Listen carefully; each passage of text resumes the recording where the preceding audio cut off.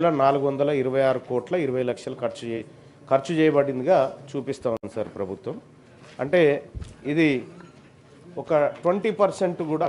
మంత్రి గారు సార్ నా సమాధానం వినండి సార్, నా ఆవేదన వినండి కొద్దిగా. సారీ.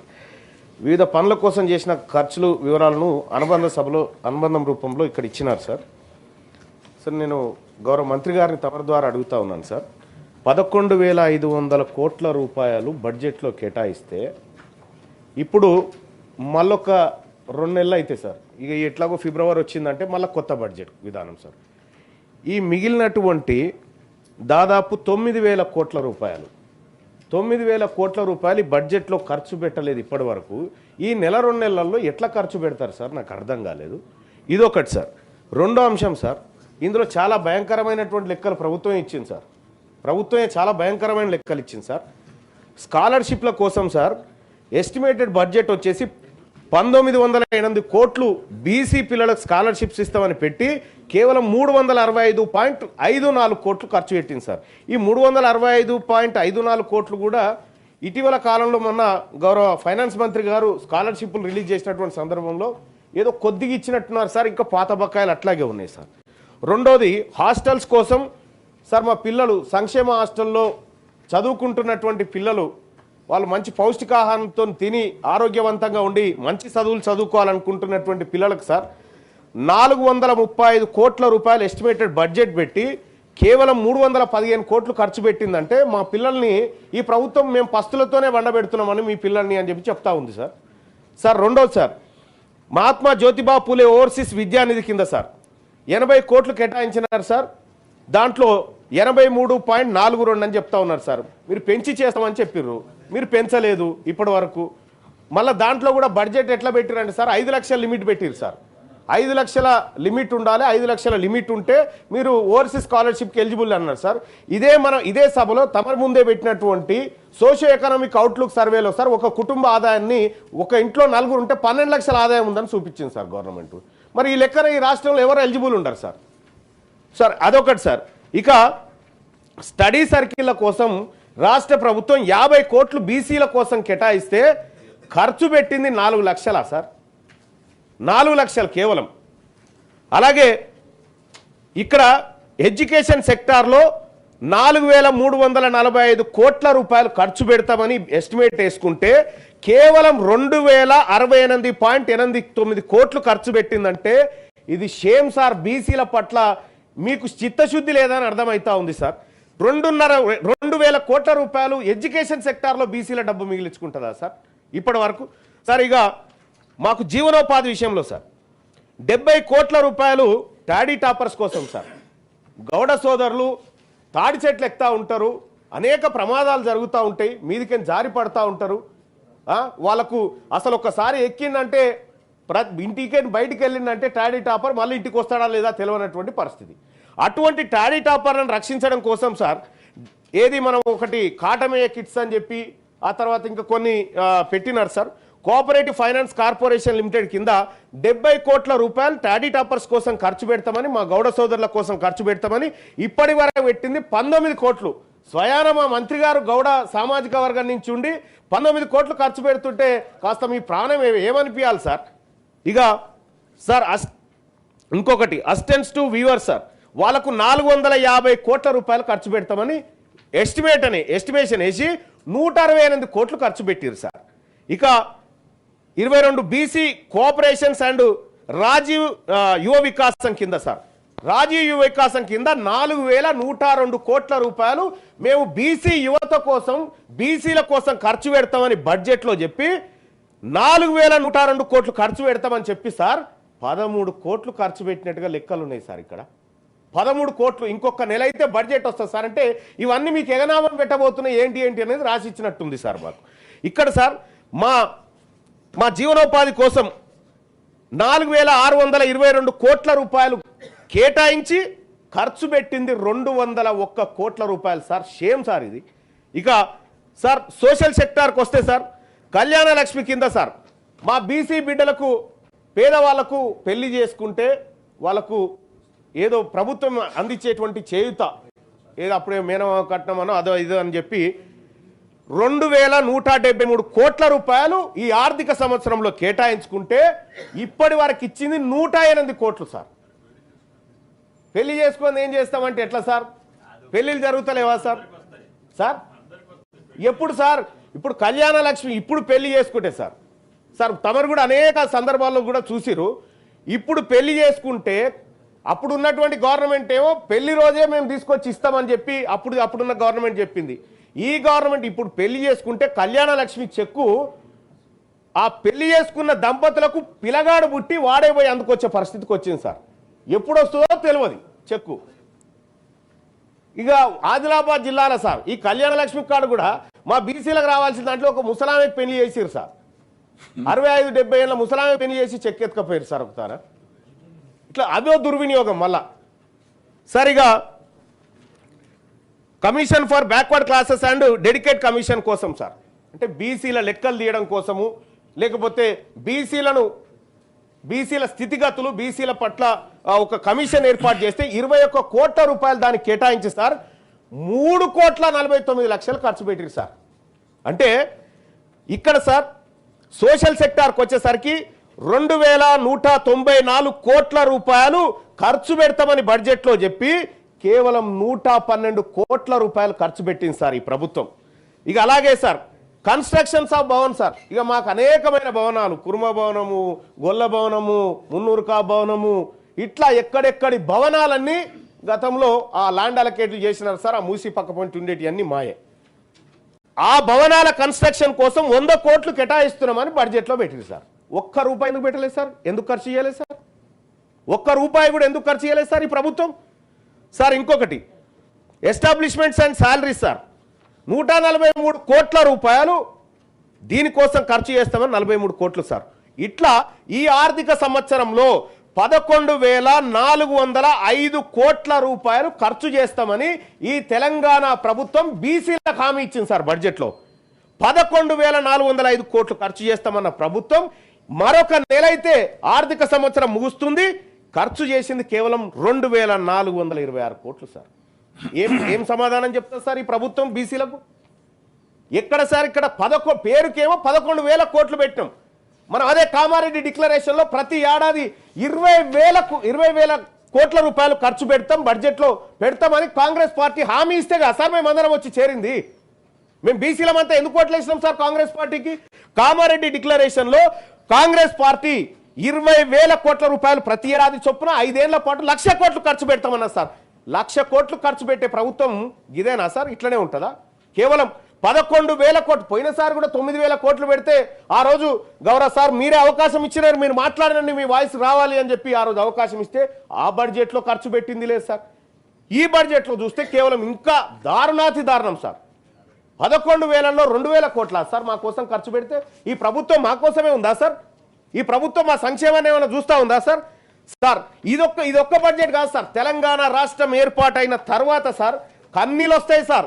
ఈ తెలంగాణ రాష్ట్ర ప్రభుత్వం మొన్ననే కుటుంబ సర్వే చేసి తెలంగాణలో బీసీల జనాభా 56.33% ఉందని చెప్పింది సార్. 56.33% ఉందని చెప్పినటువంటి ప్రభుత్వం ఈ వర్గాల కోసం చేయాల్సినటువంటి ఖర్చు ఎంత చేస్తున్నది ఎంత సార్? సార్ ఇదొక తెలంగాణ రాష్ట్రం ఏర్పాటైతే మా నీళ్లు మాకు వస్తాయి, మా నిధులు మాకు వస్తాయి, మా నియామకాలు మాకు వస్తాయి అని మీరే కాదు సార్, మీరందరే కాదు సార్ కొట్లాడి మనకు మంచి జరుగుతుంది మన వర్గాలకు అని చెప్పి ఇక్కడ ఉన్నటువంటి మీరే అందరు కొట్లాడారు సార్. ఆ రోజు మనం అందరం పోరాటం చేసినాం. మీరు పార్లమెంటు మెట్ల మీద పడుకొని ఆ రోజు అహోరాత్రులు 48 గంటల పాటు చల్లో వణుకుట తెలంగాణ ఉద్యమాన్ని చేసిరు సార్. నిజంగా మాకు వస్తున్నాయా సార్? 2014 నుంచి 2025 దాకా జరిగినటువంటి బీసీలకు జరిగిన మోసం సార్. 2014-15లో మాకు కేటాయించింది 4,311 కోట్లను కేటాయించారు సార్. ఖర్చు చేసింది 1000 కోట్లు సార్. అంటే ఇక 3,220 కోట్ల రూపాయల సొమ్ము బీసీల సొమ్ము ప్రభుత్వం మిగిలించుకుంది సార్. మంత్రి గారి ఆన్సర్ తర్వాత supplementary sir. Thank you sir. Honourable minister. గౌరవ సభ్యులు అడిగినటువంటి ప్రశ్నలకు సంబంధించి అధ్యక్ష, బలైన వర్గాలకు సంబంధించి ప్రత్యేకించి 11,000 కోట్ల రూపాయలు కేటాయించినప్పటికీ 2,400 కోట్లు ఖర్చు అయిందని చెప్తా ఉన్నారు. కొంత ఖర్చుకు సంబంధించిన విషయం లోపల ఇంకా ప్రభుత్వం వాటి యొక్క అమలుకు సంబంధించినటువంటిది జరగాల్సినటువంటి కార్యక్రమం జరుగుతూ ఉంది.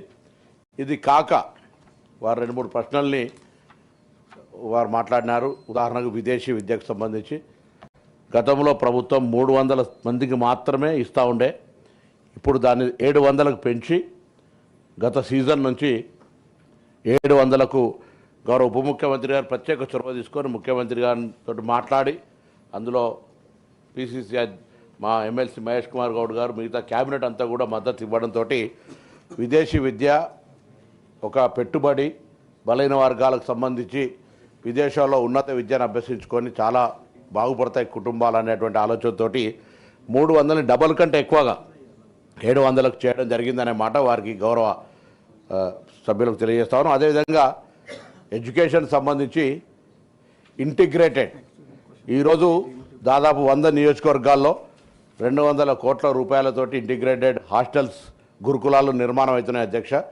అందులో బ్యాక్వర్డ్ క్లాసుకు సంబంధించి కూడా ఒకటి, ఎస్సీ ఎస్టీ మైనార్టీకి ఒకటి. ఆ విధంగా దాదాపు 200 కోట్ల అంటే ప్రతి 50 కోట్లు ఒక బ్యాక్వర్డ్ క్లాస్కి వచ్చినట్టయితే 100 చొప్పున 5,000 కోట్ల పైన బ్యాక్వర్డ్ క్లాస్కు సంబంధించినటువంటి మరి హాస్టళ్ళ నిర్మాణం జరుగుతూ ఉన్నది.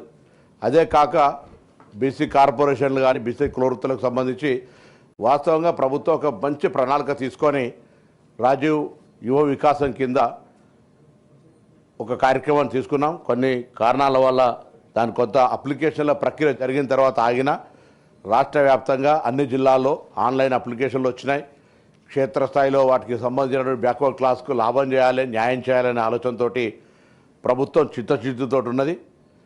కొంత గత ప్రభుత్వాలకు సంబంధించినటువంటి ఆర్థిక సంక్షోభాన్ని నేను ఇప్పుడు మళ్ళీ అది కారణమని చెప్పడం లేదు, కానీ గతంలో వాళ్ళు 10 సంవత్సరాల్లో కూడా 2,400 కోట్లు చేరినటువంటి అంశాన్ని దృష్టిలో పెట్టుకోవాలి. వాళ్ళు 10 సంవత్సరాలు లెక్క తీస్తే మొత్తంగా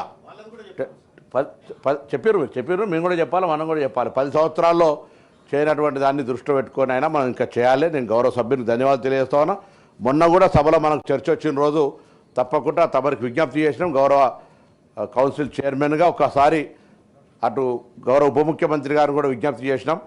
ప్రభుత్వం తరఫునే తొందరలోనే ఒక బలహీన వర్గాల ప్రజాప్రతినిధులు సమావేశం ఏర్పాటు చేసి అందులో తీసుకోవాల్సిన చర్యలు, కేటాయించబడ్డ బడ్జెటు, ఖర్చు అవుతున్నటువంటి పద్ధతి, ఇంకా ఖర్చు చేయాల్సిన అవసరాలు, ఇంకా తీసుకోవాల్సిన కార్యాచరణకు సంబంధించి తప్పకుండా ఒక ప్రణాళిక తీసుకుంటాం. నేను మళ్ళొకసారి కూడా చెప్తా ఉన్నా, నేను ఒక బేసికల్లీ కాంగ్రెస్ పార్టీ సామాజిక న్యాయానికి ఛాంపియన్. సామాజిక న్యాయానికి సంబంధించినటువంటి విధానం ప్రభుత్వంలో ఇంక్లూజివ్నెస్గా మాది పార్ట్ ఆఫ్ పార్షల్గా మేము తీసుకొని పోతాం. ఎక్కడ కూడా ఇబ్బంది కలిగేటువంటి పరిస్థితి, బ్యాక్వర్డ్ క్లాస్కు అన్యాయం జరిగేటువంటి పరిస్థితి రానివ్వం. మా ప్రభుత్వంలో ఉన్న పెద్దలందరూ కూడా సానుకూలంగా అటువంటి అంశం తీసుకెళ్ళినప్పుడు అలా పాజిటివ్గా రెస్పాన్స్ అవుతారు. కళ్యాణ లక్ష్మికి సంబంధించి చెప్తా ఉన్నాను. మేము కళ్యాణ లక్ష్మిని కూడా అనేక సందర్భాల్లో మేము ప్రభుత్వం తరఫున 0 కేసు అంటే పెళ్లి చేసుకొని అప్లికేషన్ వచ్చిందంటే అది బడ్జెట్లో కేటాయిస్తే పెళ్లి చేసుకోకపోతే కూడా పైసలు ఇచ్చే కేసు, అది స్కీమ్ కాదు అధ్యక్ష. మీ దగ్గర కూడా గౌరవ శాసనసభ్యులు సంతకాలు పెట్టి పంపిన తర్వాత 1 నిమిషం కూడా ఆలస్యం లేకుండా, పెండింగ్ అనేది లేకుండా కళ్యాణ లక్ష్మి గ్రీన్ ఛానల్ ద్వారా పేమెంట్ జరుగుతుంది అధ్యక్ష. నేను మొన్న కూడా మా అధికారులు వచ్చి కొంత అప్లికేషన్ ప్రాసెస్లో జిల్లా అధికారులు నేను మీ ద్వారా కూడా కోరుతాను. గౌరవ ఉప ముఖ్యమంత్రి గారు ఇక్కడే వేదిక సభలో ఉన్నారు. జిల్లా యంత్రాంగం కొంత ప్రతిపాదనలు పంపడంలో ఏమైనా జాప్యం జరుగుతుండొచ్చు. శాసనసభ్యుల సంతకాలతోటి అక్కడ రెవెన్యూ అధికారుల వెరిఫికేషన్ తర్వాత పంపినట్టయితే గ్రీన్ ఛానల్ ద్వారా పేమెంట్ అవుతుంది. కళ్యాణ లక్ష్మికి సంబంధించిన కేటాయించిన బడ్జెట్లో ఎక్కడ జాప్యం లేదు అనేటువంటి మాట మీ ద్వారా గౌరవ సభ్యులకు తెలియజేస్తాను. ఇంకా కాటమయ్యకు సంబంధించి కూడా చాలా కిట్స్ ఇచ్చినాం. వాటికి సంబంధించిన ప్రాసెస్ జరుగుతూ ఉంది, అది తయారవుతూ ఉన్నాయి. 10,000 చొప్పున ఒక చొప్పున కిట్టు ఇచ్చుకుంటూ వెళ్తా ఉన్నాం అనేటువంటి మాట కూడా నేను మనవి చేస్తూ, తప్పకుండా మరొకసారి నేను మిమ్మల్ని గౌరవ సభ ద్వారా బలహీన వర్గాలకు సంబంధించిన అంశం లోపల ఈ ప్రభుత్వం పూర్తిగా అందుకోసమే ఇవాళ కుల సర్వే చేసింది. కుల సర్వే ప్రకారంగా ఒక దానికి ఎక్స్పర్ట్ కమిటీ వేయడం జరిగింది. ఆ ఎక్స్పర్ట్ కమిటీ నివేదిక మీద కూడా చాలాసార్లు సందర్భాల లోపల సమావేశాలు ఏర్పరచుకున్నాం. ఒక ప్రణాళిక తయారు చేస్తున్నాం. ఏ విధంగా ఏ స్కీమ్లా ఎవరిని మనం ఆ కమ్యూనిటీ బ్యాక్వర్డ్గా ఎట్లా ఉన్నారు ఎట్లా తీసుకురావచ్చు అనేది చూసినాం. అందులో కూడా అన్నింటికీ మూలం విద్యనే. విద్య ఉన్నట్టయితే కులాలకు అతీతంగా ఎదగగలిగేటువంటి సందర్భం ఉంది కాబట్టి విద్యకు అత్యంత ప్రాధాన్యత ఇచ్చే విధంగా గురుకులాలను పటిష్టవంతం చేయడం కావచ్చు, గురుకులాలకు సంబంధించిన మెనూను ఛార్జెస్ పెంచడం కావచ్చు, వాళ్ళకు పేమెంట్ కూడా గతంలో చాలా కాలంగా పెండింగ్ ఉండి బిల్డింగ్ల కిరాయి కట్టకపోతే బిల్డింగులు ఖాళీ చేసేటువంటి పరిస్థితి ఉండే అధ్యక్ష. దాని నుంచి ఈరోజు పేమెంట్ ఎప్పటికప్పటికి క్వార్టర్లీ క్లియర్ చేసుకుంటూ ఎక్కడ కూడా ఆపరేషనల్ ఇబ్బంది లేకుండా అడిషనల్ కొంత ఇన్వెస్ట్మెంట్ అడిషనల్ అదర్ స్కీమ్స్కు సంబంధించి అంటే స్కిల్ డెవలప్మెంటో లేకపోతే లోనింగో లేకపోతే వాళ్ళకు సెల్ఫ్ ఎంప్లాయ్మెంట్కి సంబంధించిన ఇష్యూలో కొంత ఉండొచ్చు. కానీ అది కూడా రాజీవ్ వికాసం ద్వారా మేము ఆ రోజు పరిష్కారం అయితే అనుకున్నాం. కొంత ఈ జాప్యం జరిగినా తప్పకుండా మరొక్కసారి మీ ద్వారా గౌరవ సభ్యులకు అందరికీ కూడా తెలియజేస్తాను, ఈ ప్రభుత్వం బలహీన వర్గాల అభివృద్ధికి కట్టుబడి ఉంది. దానికి సంబంధించి త్వరలోనే ఒక బలహీన వర్గాల ప్రజల సమావేశం ఏర్పాటు చేస్తాం ప్రభుత్వం పక్షాన. తప్పకుండా ఒక దిశానిర్దేశం తీసుకొని భవిష్యత్తు కార్యాచరణ తీసుకొని దానికి అనుగుణంగా ఇప్పుడు కేటాయించిన బడ్జెట్లో ఖర్చు, రాబోయే బడ్జెట్లో కేటాయించడానికి తీసుకోవాల్సిన చర్యలకు సంబంధించి కూడా తప్పకుండా గౌరవ సభ్యుల సలహా సూచనలు తీసుకొని ముందుకు పోతాం. ఎక్కడ కూడా ఏ అంశం లోపల కూడా అటు హాస్టల్స్కి సంబంధించినటువంటి ఫుడ్ కాంప్రమైజ్ కాకుండా ఎప్పటికప్పుడు పర్యవేక్షణ జరుగుతోంది. మిగతా అన్ని పేమెంట్స్ ఇష్యూ లోపల కూడా గౌరవ ఉప ముఖ్యమంత్రి గారి సహకారంతో ఎక్కడ ఇబ్బంది లేకుండా ముందుకు పోయే విధంగా ఎస్సీ ఎస్టీ బీసీ మైనార్టీ వెల్ఫేర్కు సంబంధించిన విషయం లోపల స్పెషల్ కన్సిడరేషన్ ఉంది అనేటువంటి మాట కూడా సందర్భంగా సభ్యులకు తెలియజేస్తాను. Honourable member short question. Sir, ప్రభుత్వం బలహీన వర్గాల సంక్షేమం కోసం కట్టుబడి ఉంది అని చెప్తా ఉన్నారు సార్. మేము చెప్తుంది ఆ కట్లు ఇప్పుకుంటే కదా సార్ మా దగ్గరికి ఏమన్నా వచ్చేది. మీరు కట్టుకుంటే మాకు వచ్చేది ఏం లేదు. మంత్రి గారు దయచేసి మీరు చెప్పండి సార్, ఈ లెక్కలు చూసిన తర్వాత మీకు ఏమైనా గుండె తరక్కపోతలేదా సార్? ఈ బడ్జెట్లో బీసీలకు పెట్టిన లెక్కలు చూసిన తర్వాత గుండె తరక్కపోతలేదా సార్? వీళ్ళొక్కరే కాదు సార్, మా బీసీలకు అన్యాయం చేస్తూ మా ఎంబీసీల పరిస్థితి అయితే ఇంకా ఘోరం సార్. 1000 కోట్ల రూపాయలు ఎంబీసీలకు కేటాయించి 4 కోట్లు ఖర్చు పెట్టింది సార్. ఇంకా గత ప్రభుత్వం సార్, మరి తెలంగాణ రాష్ట్రం వచ్చి మేము ఏం చేసుకోవాలి సార్? మా కోసం రాలేదా సార్? ఈ రాష్ట్రంలో మేము పౌరులం కాదా? 100కి 56.33% ఉన్నారు బీసీలని ఈ రాష్ట్ర ప్రభుత్వం మాకు లెక్క చెప్పినప్పుడు మరి మా బడ్జెట్ ఏది, మా ఖర్చు ఏది, మా లెక్క ఏది సార్? ఒక్కసారి సార్ 2014-15 నుంచి సార్ తెలంగాణ రాష్ట్రం వచ్చినప్పటి నుంచి జరిగిన మోసం 2 ముచ్చట్లు చెప్తాను సార్. 2014-15లో సార్ 4311 కోట్ల రూపాయలు కేటాయించారు సార్. ఖర్చు చేసింది 1090 కోట్లు. దాంట్లో సార్ దాదాపుగా ఒక 74.7% నిధులు మిగిల్చుకున్నారు సార్. దాంట్లో కూడా ఇక 2015-16లో సార్ 78% నిధులు మిగిల్చుకున్నారు సార్. ఖర్చు పెట్టలే. కేవలం 4897 కోట్లు కేటాయిస్తే 1073 కోట్లు ఖర్చు చేసిరు సార్. 3823 కోట్ల రూపాయలు మిగిల్చుకుంది సార్ గవర్నమెంట్ బీసీలది. అలాగే 2016-17లో సార్ 4622 కోట్ల రూపాయలు బీసీ సంక్షేమం కోసం కేటాయించి 1930 కోట్ల రూపాయలు మిగిల్చుకుంది సార్. అంటే 41% నిధులను మిగిల్చుకుంది గవర్నమెంట్ అప్పట్లో. 2017-18లో సార్ 5070 కోట్ల రూపాయలు బీసీల సంక్షేమం కోసం మేము ఖర్చు పెడతామని బడ్జెట్లో పెట్టి 2204 కోట్ల రూపాయలు మిగిల్చుకుంది సార్ మా సొమ్ము గవర్నమెంట్. అలాగే 2018-19లో 5764 కోట్ల రూపాయలు మేము ఖర్చు పెడుతున్నాం బీసీల కోసమని బడ్జెట్లో చెప్పి 2220 కోట్ల రూపాయలు మిగిల్చుకుంది సార్ ఈ ప్రభుత్వం. 2000 సార్ ప్రభుత్వం ప్రభుత్వం is a continuous process sir. అది వీళ్ళు కానీ వాళ్ళు కానీ ఎవరైనా సరే కానీ మేము కూడా కంటిన్యూస్ ప్రాసెస్ సార్ బీసీలం. ఇక్కడ 2018-19లో సార్ 5764 కోట్లు ఖర్చు పెడతామని 2220 కోట్లు మిగుల్చుకున్నారు సార్. 2020-21లో సార్ 4429 కోట్ల రూపాయలు బీసీల కోసం ఖర్చు పెడతామని కేవలం 2900 కోట్లు ఖర్చు పెట్టి 1448 కోట్ల రూపాయలు మిగుల్చుకుంది సార్. ఇది చరిత్ర సార్. తెలంగాణ రాష్ట్రం ఏర్పాటైతే బీసీలకు జరిగినటువంటి నష్టం సార్ ఇది ఏర్పాటైన తర్వాత. సార్ మాకు 2014 నుంచి 20 వరకు మొత్తం కేటాయించిన సార్ దాదాపుగా ఒక 7 ఏళ్ల పాటు కేటాయించిన బడ్జెట్ 29,094 కోట్ల 3 లక్షలు కేటాయించారు సార్. దీంట్లో ఖర్చు చేసింది 14,245 కోట్ల రూపాయలు ఖర్చు చేసిరు సార్. మిగుల్చుకున్న సొమ్ము సార్ మా బీసీలది, మా కుమ్మరోళ్ళది, మా మాలోళ్ళది, మా మంగళోళ్ళది, మా శాఖలోళ్ళది, మా ప్రజల సొమ్ము ఈ ప్రభుత్వం మిగిల్చుకుంది 14,800 కోట్ల రూపాయల సొమ్ము మా సొమ్ము మిగిల్చుకుంది సార్ ఈ ప్రభుత్వము. మా మా కుండలు చేసే కుమ్మరోళ్ళని చూడండి సార్, మా పేద వర్గాలను చూడండి సార్. మా పేద వర్గాల 51% సార్ 2014 నుంచి 2021 వరకు 51% నిధులను, ఈ బీసీల నిధులను ప్రభుత్వం మిగిల్చుకొని తింటా ఉంది సార్. మా సొమ్ము తింటా ఉంది ప్రభుత్వం సార్. సార్ ఒక కంక్లూజన్ చేస్తా సార్. ఇక్కడ సార్ ఇంకా విషయం ఏంటంటే సార్, మరి మేము బీసీలం సార్. ఈ తెలంగాణ రాష్ట్రంలో బడ్జెట్లో జమ అవుతున్నటువంటి ప్రతి పైసలో 56.33% మేము వాటా సార్ మేము జమ చేస్తా ఉన్నాం సార్. ఇక్కడ సార్ మేము జమ చేస్తున్నటువంటి సొమ్ము ఒకసారి చూస్తే సార్ 2014-15లో సార్ మేము ఈ రాష్ట్ర ఖజానాకు ఒక్క రోజుకి గౌరవ మంత్రి గారు వినాలే ప్లీజ్ సార్, మంత్రి గారు ఇంకా మెంబర్స్ సార్ ఉన్నారు. సార్ ఇవాళ దయచేసి సార్ మాది సార్ పేదవారు 50% ప్రజల అంశం సార్. మంత్రి గారు 2014-15లో 157 రూపాయలు సార్, ఒక్క రోజుకు 157 రూపాయలు బీసీలం జమ చేస్తాం సార్ ఒక్కొక్కరం బడ్జెట్లో. కానీ 2014-15లో బీసీలకు ఈ ప్రభుత్వం ఇచ్చింది ₹1 సార్, ఒక్క రోజుకి ₹1. యాదగిరిగుట్ట మెట్ల కాడ ఒక బిచ్చపోడు కూడా తీసుకోడు సార్ ఈ సొమ్ము, గది ఖర్చు పెట్టింది సార్. అలాగే సార్ 2015-16లో 181 రూపాయల చొప్పున రోజుకు 181 పన్నులు ఇతరత్రాల రూపంలో బీసీలము రాష్ట్ర ప్రభుత్వ ఖజానాలో జమ చేస్తా ఉన్నాం సార్.